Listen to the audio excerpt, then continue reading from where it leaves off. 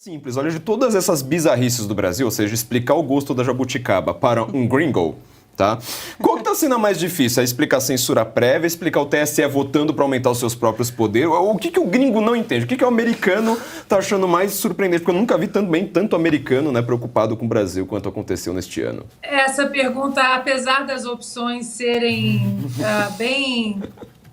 uma lista grande de opções, é uma resposta muito fácil. O mais difícil do americano entender é o Lula ser presidente e ser candidato a presidente. É o mais difícil. De e fato, aí você explica, foi condenado 3 instâncias. Aí quando você fala condenado em 3 instâncias, aí ele já para. Mas como assim 3? Tem 3? Aí você explica. Tem 3.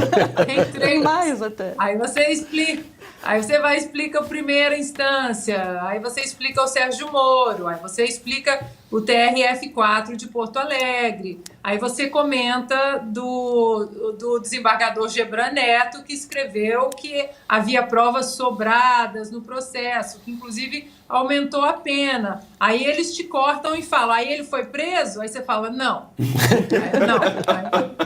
Ainda não. Aí você explica sobre o TSJ, aí você vai explicando, e quando você chega na jurisprudência ali da prisão de segunda instância, e depois você explica que eles mudaram de ideia, aí eles falam, mas como assim? Os juízes mudaram? Os justices mudaram todos? Não, são os mesmos, eles só mudaram de ideia. Então, assim, é muito difícil explicar esse processo pavimentado de maneira orgânica, ativista, militante, eu diria até porca, com todo o respeito que eu tenho aos magistrados, juízes de primeira instância. Eu não considero o STF uma coroação do nosso judiciário. A composição do STF hoje é uma aberração. Até acho que como cidadãos engajados no nosso caminho, no nosso projeto de nação, as críticas precisam acontecer porque nós precisamos proteger o STF deste STF.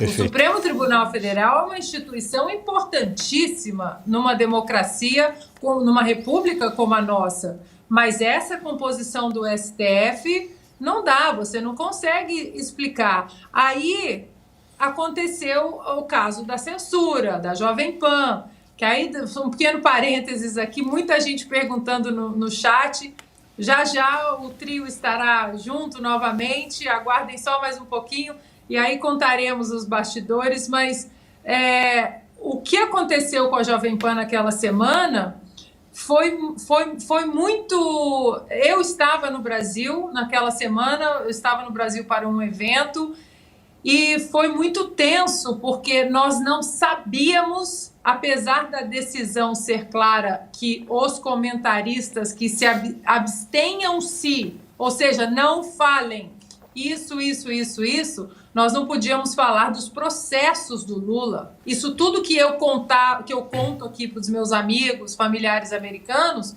eu não podia contar as páginas que já são fatos, né, políticos, jurídicos, históricos do Brasil, nós também não poderíamos tocar nesse assunto.